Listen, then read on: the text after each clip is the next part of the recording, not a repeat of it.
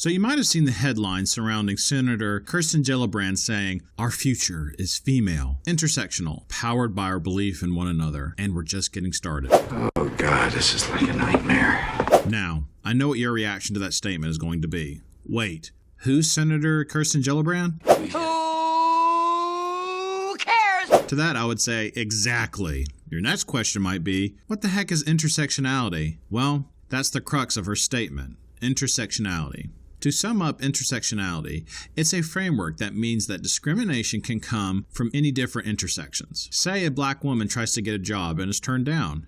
She might accuse the company that they discriminated against her. The company might in turn say, "We don't discriminate, we hire black and white people."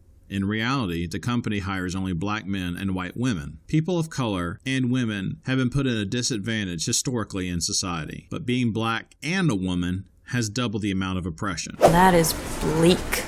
And that's what intersectionality is. It's a framework in which many facets of our identity intersect at one point. Someone could be discriminated against any one of these facets, or any multiple number of these facets. The point of intersectionality is that it's all true. There are many reasons that people can be discriminated against, and there's no denying that. What makes intersectionality problematic is that it's a one-size-fits-all way of viewing the world. Intersectionality is intertwined with critical theory, and critical theory, in a nutshell, is All white people are racist, all men are misogynistic, all cisgender people are transphobic. Another reason that intersectionality is problematic is that it creates artificial hierarchies between people. I might be a straight white male, but I also could have the intersectional identity of being a Muslim or being in a wheelchair.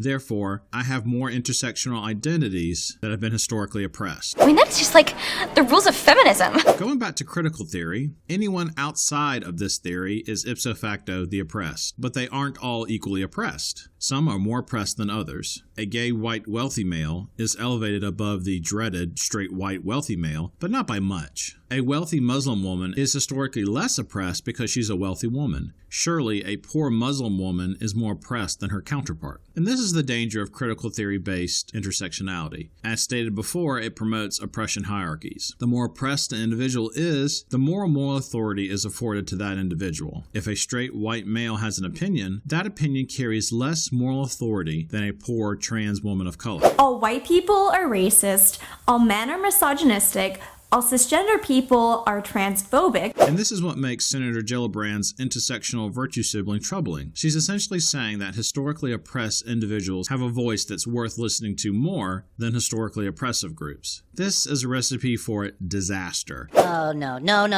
As it forces everyone into an oppressor versus oppressed category.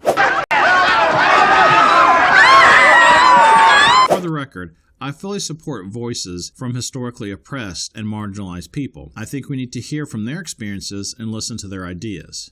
I just don't put them above anyone else's voice. And I don't think we, as a society, should either. I want to get to a point in society where we allow all voices the equal opportunity to be heard. I want to get to a point where we don't play identity politics in the form of oppression hierarchies. In closing, I think Senator Gillibrand's quote is virtue signaling of the highest order. Potentially, she's one of the Democratic contenders for the 2020 presidency, and she's trying to pander to every citizen of the intersectional community. The irony in all this is that Senator Gillibrand is whiter than the driven snow. She doesn't score high on the oppression hierarchy, so she has to position herself as the savior and speaker of intersectional voices. I know you're trying to demonstrate to minorities that you're a sympathetic ally by dumping on your own whiteness, but most minority folks could give a shit.